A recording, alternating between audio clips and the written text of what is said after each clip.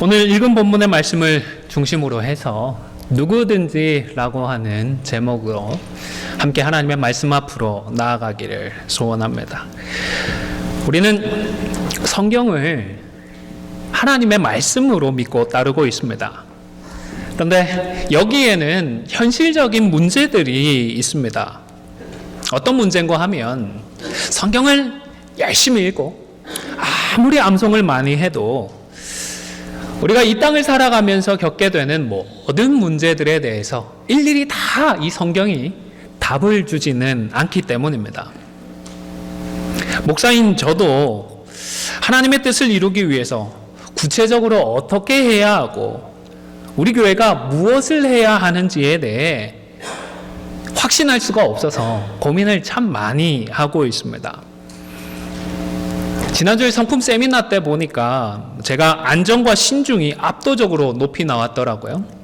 아마 그래서 남들보다도 더 고민을 많이 하고 늦게까지 생각을 하는 것이 아닌가 생각을 해보기도 합니다.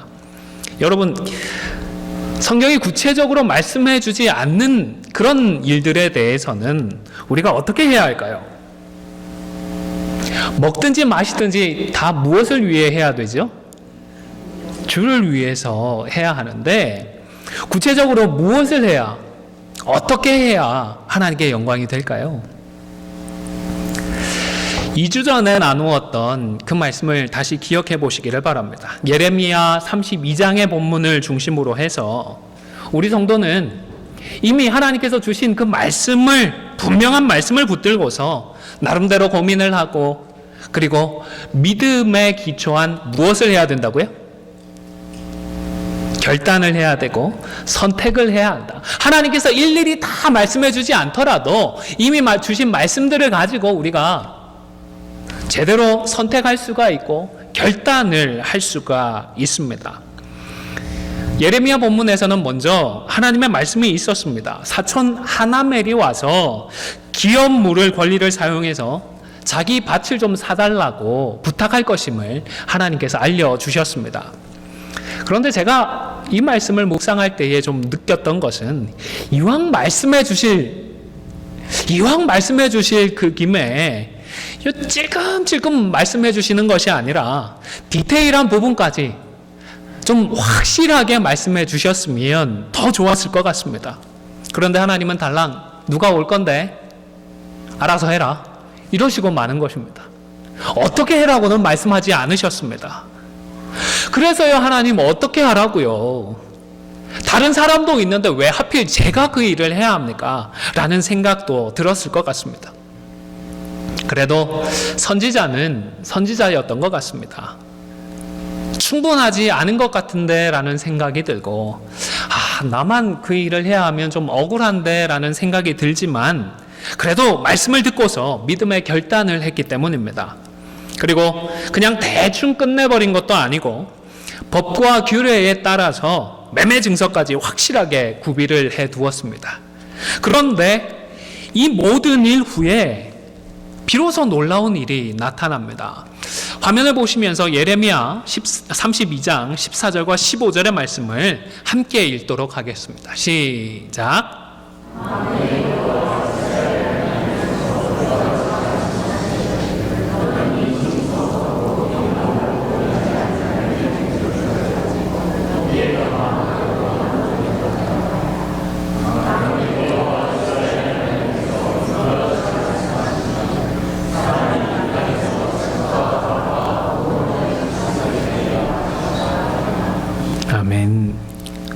여러분, 하나님께서 처음부터 다 말씀해 주신 것이 아니라 주신 말씀 충분하지 않은 것 같고 뭔가 억울한 것 같더라도 하나님의 말씀을 붙들고 순종하고 나니까 이제서 하나님께서 반응을 해 주십니다. 작성한 매매 증서를 토기에 담아서 오래도록 보존하도록 하셨습니다.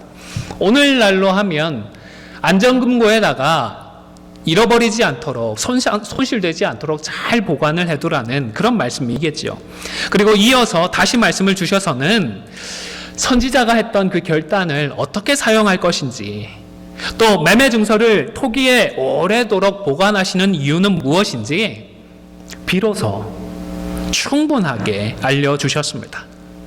비록 전쟁에서 패하기는 할 것이고, 그래서 많은 사람들이 전쟁 포로로 붙들려 가기는 하겠지만, 그런데 더 나중에 시간이 더 지나서 마침내는 다시금 돌아와서 이 밭과 포도원을 다시 살 수 있게 될 날이 있을 것임을 알려주셨던 것입니다. 여러분, 나라가 멸망하고 살아남은 사람들은 포로로 끌려갈 것을 선지자는 이미 알고 있었습니다. 그래서 기업을 물을 그 책임을 다 한다는 것이 정작 나에게는 아무런 소용이 없고 그냥 돈만 낭비하는 헛짓거리라는 것을 누구보다 잘 알았습니다. 그러나 선지자는 하나님께서 말씀을 주셨을 때에 비록 하나님의 그 뜻을, 그 마음을 다 헤아리지는 못하지만 그래도 하나님께서는 합력하여 선을 이루시겠지라는 믿음으로 충분하다고 느껴지지 않고 부족하다고 느껴지는 말씀이었지만 그 말씀에 결단을 했던 것입니다. 그랬더니 하나님께서는 나라가 망하고 포로로 붙잡혀가고 아무 소용없을 것 같은 그 일이지만 나중에 다시금 돌아와서 그 땅을 매매할 때가 있을 것이라는 소망의 메시지를, 희망의 말씀을 허락해 주셨던 것입니다. 예수님의 어머니 마리아의 경우도 마찬가지입니다. 누가복음에 보면 하나님께서 천사 가브리엘을 보내어 주셨습니다. 그래서 마리아에게 어떤 말씀을 주셨죠? 잉태해서 아이를 낳게 될 것인데 어떻게 하라는 말씀은 안 해주셨습니다. 뭘 하라고 하셨죠? 이름을 예수라고 지으라고 그 말을 전해주셨습니다. 이때도 다른 디테일을 말씀해 주지 않으셨습니다. 여러분, 유대 사회에서 처녀가 아이를 갖게 되면 어떤 일이 벌어질지 우리 하나님께서 모르셨을까요? 하나님께서 율법을 주셨고 그 율법에 따라서 여러 규례들이 형성되어 왔습니다. 처녀가 아이를 갖게 되면 죽임을 당할 것이라는 것, 하나님께서 누구보다도 잘 아셨을 것입니다.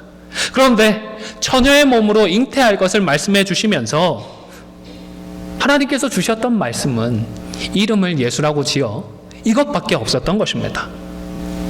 잠시 다른 나라로 가서 아이를 낳고 아이가 어느 정도 크면 돌아오라는 말씀을 주시든지, 아니면 요셉에게 내가 다 미리 말해 놓을 테니까 걱정하지 말고 아이를 놓으면 된다, 이런 말씀을 좀 주셨어야 할 것 같은데 현실적이고 실제적인 부분에 대해서는 아무런 말씀도 하지 않으셨습니다. 물론 예레미야의 경우보다는 조금 나았던 것 같습니다. 더 말씀을 해주셨기 때문입니다. 이 아이가 장차 왕으로 다스릴 것이고 그 나라가 영원할 것이라는 말씀까지 주셨습니다. 하지만 여러분, 이 말씀이 마리아에게 무슨 소용이 있었을까요? 현실에서는 아무 소용없는 말씀이었습니다. 이게 무슨 말인지 마리아로서는 그 당시에 이해할 수도 없는 그런 말씀이었던 것입니다. 그러나 충분하지도 않고 이해할 수도 없었지만 마리아는 주의 여종이오니 말씀대로 내게 이루어지이다 라는 고백을 하며 아이를 낳기로 믿음의 결단을 했습니다. 그랬더니 하나님께서는 이 믿음의 결단을 사용해 주셨습니다. 마리아를 통하여서 아기 예수님을 보내어 주시고 하나님의 구원의 역사를 성취해 가셨던 것입니다. 여러분, 충분하다고 느껴지지 않거나 내가 순종할 수 없을 것 같다라고 느껴지더라도 우리는 하나님의 말씀을 어떻게 해야 할까요? 붙들고 순종해야 하는 것입니다. 결단하고 선택을 해야 하는 것입니다. 내 생각이나 내 소망에 기초한 결단이 아니라 이미 주어진 그 말씀에 기초한 결단을 해야 합니다. 나의 지혜나 나의 바램, 나의 감정에 좌우되지 않도록 조심하십시오. 하나님의 자녀라고 하면서도 눈앞의 이익에 좌우되지 않도록 조심하셔야 합니다. 기분이 좋으면 하고 기분이 나쁘면 거부하고 이익이 될 것 같으면 하는데 손해가 될 것 같으면 자리를 피해버리는 것이 아니라 하나님의 말씀에 기초하여 결단하고 선택해야 하는 것입니다. 올 하반기에도 주변에 믿지 않는 분들에게 복음을 전하고자 힘을 모으고 있습니다. 땅끝까지 이르러 증인이 되라고 말씀하셨으니까 그 말씀에 순종하고자 하는 것입니다. 그런데 땅끝까지 이르러 증인이 되라고 하시면서 하나님께서 더 구체적으로 말씀해 주셨나요? 여전히 여기에도 별다른 디테일은 주지 않으셨습니다. 어떻게 전하고 누구에게 전하라고 하시는지 하나님은 하나님의 뜻을 우리에게 말씀해 주지 않고 계십니다. 그러면 어떻게 해야 할까요? 손 놓고 있을까요? 포기해 버릴까요? 믿음으로 결단을 해야 하는 것입니다. 나름의 방법과 우리가 전도할 수 있는 대상을 찾고자 노력하십시오. 찾으면 어떻게 해주신다고요? 찾으면 찾게 될 것입니다. 물론 예레미야의 경우에는 결단한 뒤에 하나님께서 충분한 말씀을 더해 주셨습니다. 그러나 결단한 뒤에 항상 하나님께서 충분한 것들을 다 알려주신다라고 약속을 하지는 않으셨습니다. 다른 보장이 있는 것은 아닙니다. 그래도 하나님께서 주신 말씀을 우리가 붙들고 결단을 해야 합니다. 우리가 믿음으로 결단할 때에 하나님께서 기뻐하시기 때문입니다. 그리고 우리의 그 선택과 결단을 하나님께서 사용하셔서 합력하여 선을 이루어 주시기 때문입니다. 현실적이고 실제적인 그런 부분에 있어서 우리가 믿음으로 결단을 해야 하다 보니까 좀 뭐라고 할까요? 막연한 느낌도 들고 불안한 느낌도 듭니다. 불확실한 것 같습니다. 또 그러다 보니까 우리들끼리도 문제가 생깁니다. 나는 나름대로 고민을 해서 결단을 했는데 다른 사람들이 그런 고민들을 알 수 있을까요? 나는 믿음의 결단이라고 했는데 다른 사람들은 나의 선택을 인정해 주질 않는 것입니다. 심지어 개인적인 생각으로만 치부를 해버리고 말기도 합니다. 잘못되었다, 틀렸다 비판하기도 합니다. 언젠가 제가 말씀을 드렸었는데 제가 한국에서 청년 대학부를 지도할 때에 그중에 청년들 중에서 선교단체에 속해서 훈련을 받다가 은혜를 크게 받았습니다. 얼마나 은혜를 크게 받았던지 선교에 헌신을 하기로 작정을 했습니다. 그런데 좀 문제가 있었습니다. 제가 볼 때 문제였습니다. 잘 다니고 있던 학교를 그만두고 지금 당장 선교사로 나가겠다는 것입니다. 물론 주의 일에 학력이라고 하는 것이 그렇게 중요한 것은 아닙니다. 그래서 연세대학교 다니는 친구들도 중퇴를 해버리고 서울대학교 다니는 여학생도 학교를 중퇴해버리고 선교단체로 들어가버리고 말았습니다. 하나님께서 그만두라고 하시면 뭐 서울대학교가 아니라 하버드대학도 그만두어야 하겠죠. 그런데 하나님께서 그렇게 말씀하시는 경우가 많지는 않습니다. 사실 드문 것이 사실입니다. 또 당시의 한국적인 상황에서 대학교 졸업장은 선택이라기보다는 필수에 가깝습니다. 석사학위, 학사학위가 없이는 뭘 하기가 힘들었습니다. 또 현지에서 사역하시는 선교사님들을 보더라도 시간이 지나서 처음에는 선교지였지만 시간이 지나면 선교지가 목회지로 바뀌지 않습니까? 교회가 어느 정도 자리를 잡고 성숙하게 되면 목회를 하게 되어야 하는데 이런 전환이 이루어지면서 선교사님들에게도 자연스럽게 요구하는 것이 따르게 되어집니다. 정상적인 학력들, 학위들을 요청하게 되는 것입니다. 그래서 선교사님들 중에는 20, 30년 평생 사역하시다가 나중에 선교지에서 석사학위, 학사학위, 좀 박사학위를 달라고 해서 늦게 돌아오셔서 다시 공부를 하시는 분들이 계셨습니다. 연세 드셔서 공부하는 게 쉽지 않지 않습니까? 젊었을 때 제대로 학위라도 따두었으면 그런 일들을 막을 수가 있는 것입니다. 비록 같은 시기, 같은 단체는 아니었지만 그래도 저 역시 선교단체에서 어느 정도 훈련을 받았었기 때문에 그 학생들의 마음을 이해하지 못하는 것은 아니었습니다. 그래도 저의 입장에서는 좀 더 신중하게 지도해 주지 않는 선교단체에 아쉬움이 있었습니다. 그래서 학생들을 한 명씩 만나서 귀한 마음은 알겠고 참 고마운데 그래도 대학교는 졸업했으면 좋겠다라고 설득을 하기 시작을 했습니다. 그런데 그런 대화를 이어가면서 어떻게 되었을까요? 저는 어느새 사단마귀의 앞잡이가 되어 있었습니다. 나는 선교하겠다고 하나님의 나라를 위해서 정말로 진실된 마음으로 헌신을 했는데 그 일을 못하는, 목사가 되어서 강도사가 되어서 그런 귀한 일도 못하게 만드는 나쁜 놈이 되고 말았던 것입니다. 내가 틀리지 않았으니까 그 일을 막는 다른 사람은 틀렸다라고 어린 시기에 섣부르게 판단을 하고 속단을 하면서 불필요한 상처들이, 감정의 낭비들이 생기고 말았던 것입니다. 여러분, 믿음의 결단이라고 할 때에 이 결단은 정해진 딱 하나의 길을 찾아가는 것이 결코 아닙니다. 믿음으로 결단하더라도 우리가 선택할 수 있는 가능성은 우리의 생각보다 훨씬 많이 있습니다. 사안에 따라서는 하나밖에 없는 경우가 없지는 않을 것입니다. 그러나 많은 선택의 가능성이, 옵션이 있다고 생각하는 것이 지혜롭습니다.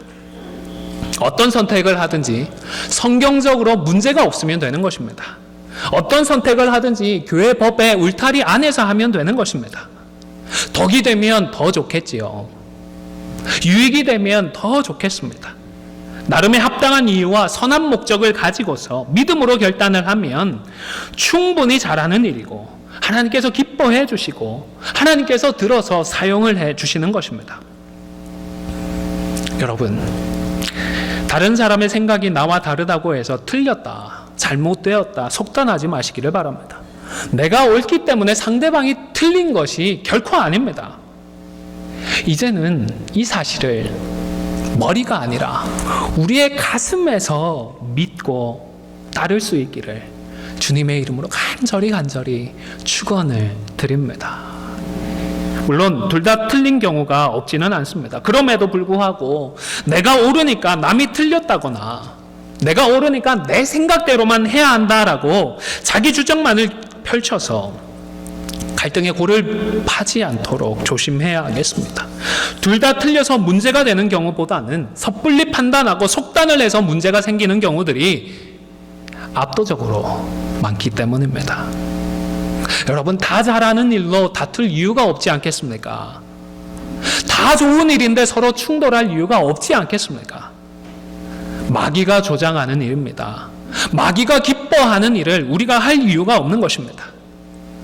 다른 것 때문에 갈등이 생기고 다른 것 때문에 다투게 될 것 같으면 한 걸음 뒤로 물러서면 좋겠습니다. 한 걸음 물러서서 이것이 옳고 다름의 문제인지 다 옳은 문제인지를 좀 더 생각해 보시면 좋겠습니다. 여유를 가지십시오. 한 번이 아니라 여러 번 좀 더 생각해 보면 좋겠습니다. 오늘 본문에도 보면 과부를 돕는 문제를 놓고서 디모데가 목회하고 있었던 교회 안에 문제가 있었음을 알 수가 있습니다. 2000년 전의 과부는 오늘을 살아가는 우리들의 여건과는 너무너무 다릅니다. 그 당시에는 혼자 힘으로는 도저히 생존을 할 수 없는 사회의 극빈층이었습니다. 여러분, 그렇게 어렵고 힘든 과부를 교회가 도와주고 섬기는 것 잘하는 일일까요? 못하는 일일까요? 잘하는 일입니다. 하나님 기뻐하실까요? 싫어하실까요? 기뻐하시는 일입니다. 그래서 야고보 사도는 과부를 돌보는 일이 하나님 앞에서 정결하고 더러움이 없는 경건한 일이다, 경건이다 라고까지 말씀을 했습니다. 자, 그러면 이 경건한 일을 교회가 아니라 자녀들이나 손주들이 직접 감당하는 것은 잘하는 일일까요? 못하는 일일까요? 이것도 잘하는 일입니다. 이 일을 하나님께서 기뻐하실까요? 싫어하실까요? 당연히 기뻐하시죠. 그런데 이 교회는 어떻게 하고 있었죠? 교회가 해야 된다, 아니다, 자녀들이 해야 된다, 이런 문제로 골머리를 썩고 있었던 것입니다. 사실 오늘 살아가고 있는 제가 제3자의 입장에서 생각해 볼 때에는 이게 그렇게 중요한 일일까? 피 터지게 싸울 일이었을까? 라는 생각이 들기도 합니다. 하지만 아마도 당사자들에게는 생존이 걸린 일이었으니까, 너무나도 부담되는 일이었으니까 그만큼 문제가 되었겠거니 생각을 해봅니다. 그래서 열심히 해결책을 찾았는데 그 과정에서 그만 감정에 고립하이고 감정의 충돌이 일어났습니다. 그래서 더 이상 문제가 아니라 사람과 사람이 대립을 하게 되었습니다. 감정과 감정이 충돌하면서 이건 목회를 하고 있던 디모데 혼자서는 도저히 어찌할 수 없는 상황에 봉착하고 말았던 것입니다. 그래서 사도 바울까지 나서서 충고를 하고 도움을 주고자 했던 것입니다. 그런데 여기서 사도 바울은 어느 쪽에 손을 들어줬죠? 교회가 해야 된다고 했나요? 자녀들이 해야 된다고 했나요? 어느 쪽도 손을 들어주지 않았습니다. 제3의 의견을 제시했습니다. 참과부와 참과부 아닌 자를 구분을 해서 참과부는 교회에서 도와주고 참과부 아닌 경우에는 가족이 부양을 하거나 아니면 재혼을 하면 좋겠다라고 교훈을 했던 것입니다.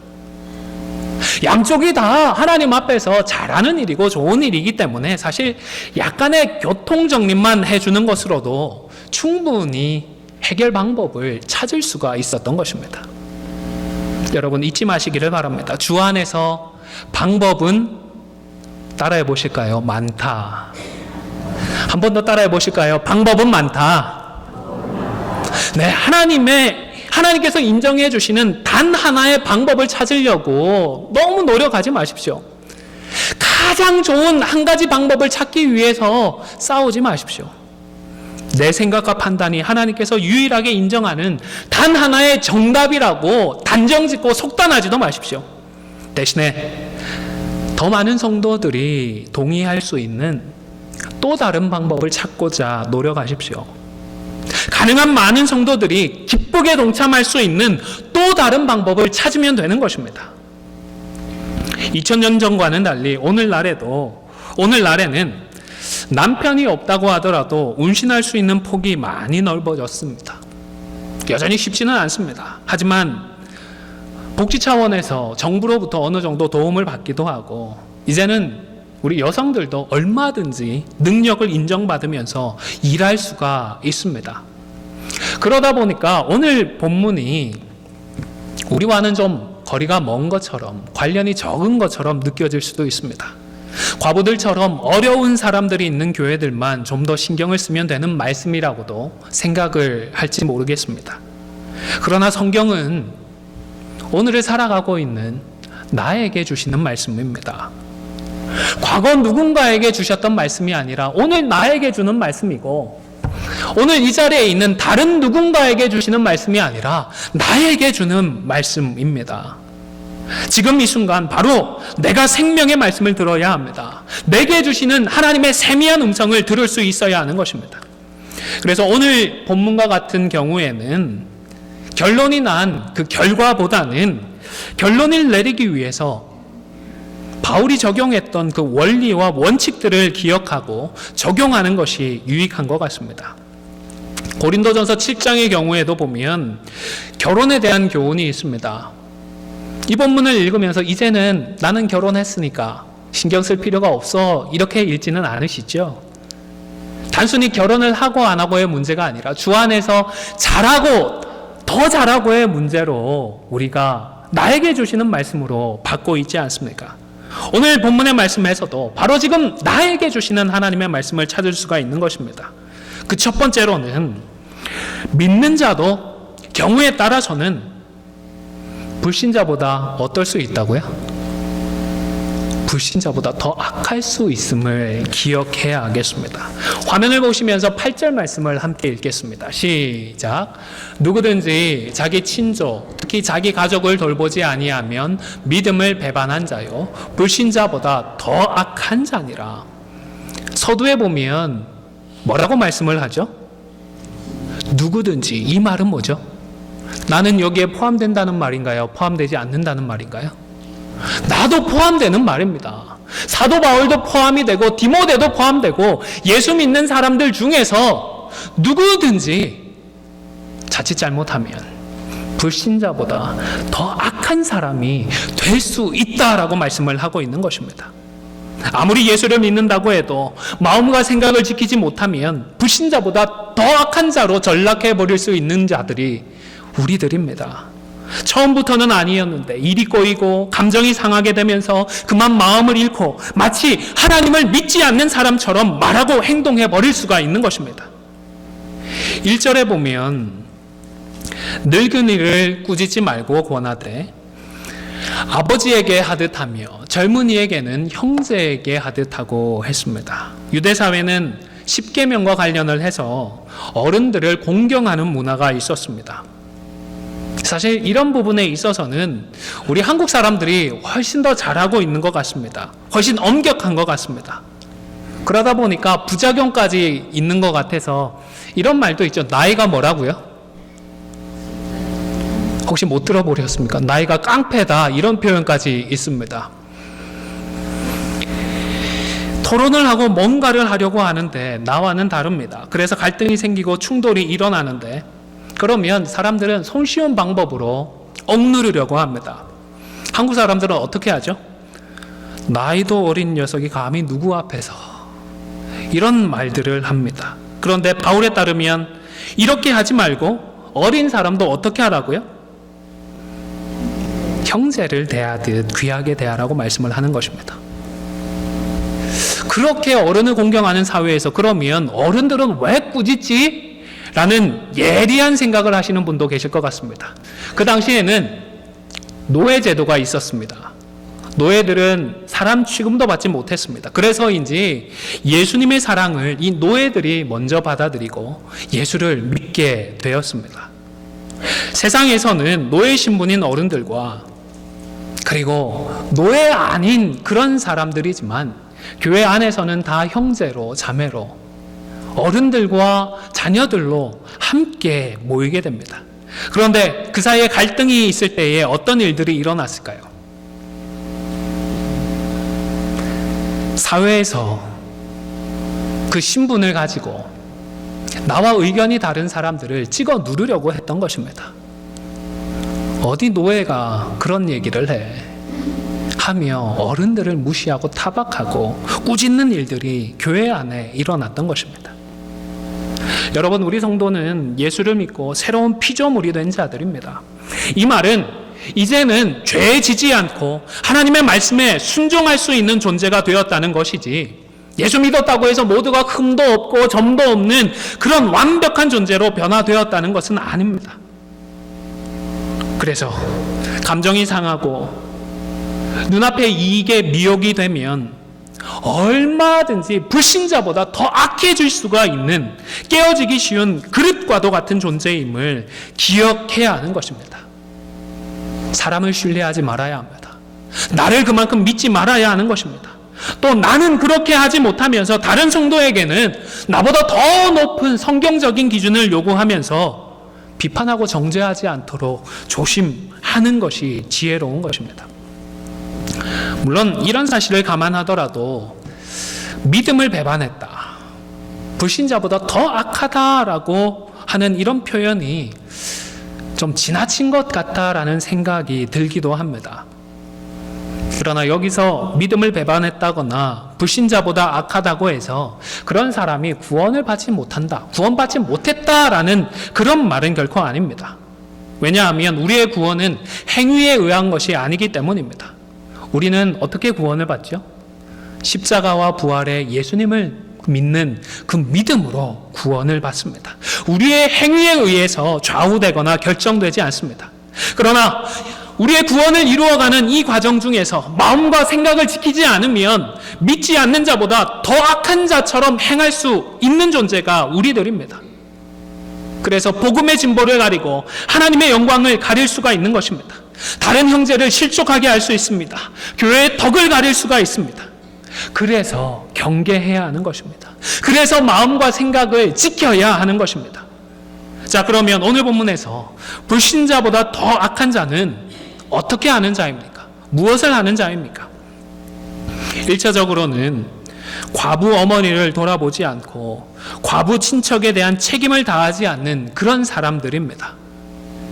그리고 그 의미를 오늘 우리에게까지 적용을 하면 개인적인 이유를 내세워서 내가 주 안에서 마땅히 감당해야 할 책임을 지지 않고 마땅히 해야 할 바를 행하지 않는 그런 것을 불신자보다 더 악하게 행하는 것이라고 말씀하고 있는 것입니다. 내가 싫으니까, 내가 하고 싶지 않으니까 자신의 책임을 다하지 않으면 그런 성도는 불신자보다 더 악하다는 것입니다. 내가 기분이 나쁘고 내가 화가 난다고 해서 성도의 마땅히 지켜야 할 선을 넘어가 버리면 믿음을 배반하는 것이라는 것입니다. 우리를 위해서 십자가에서 피 흘려 주셨던 주님을 배반하는 것입니다. 여러분 잊지 마시기를 바랍니다. 남도 그렇지만 나도 내 마음과 생각을 지키지 못하면 얼마든지 불신자보다 더 악해질 수 있는 연약한 자입니다. 내가 믿었던 목사가, 내가 신뢰했던 장로가 불신자보다 더 악하게 행하는 것들 주변에서 보셨잖아요. 그분들이 특별히 더 나빠서, 더 문제가 있어서 그랬던 것이 아닙니다. 나도 그럴 수가 있는 똑같은 존재입니다. 아무쪼록 내가 조심하고 나를 경계해서 하나님 앞에서 책망할 것이 없도록 우리 자신을 잘 지켜나가는 우리 모두가 다 되실 수 있기를 주님의 이름으로 간절히 축원을 드립니다.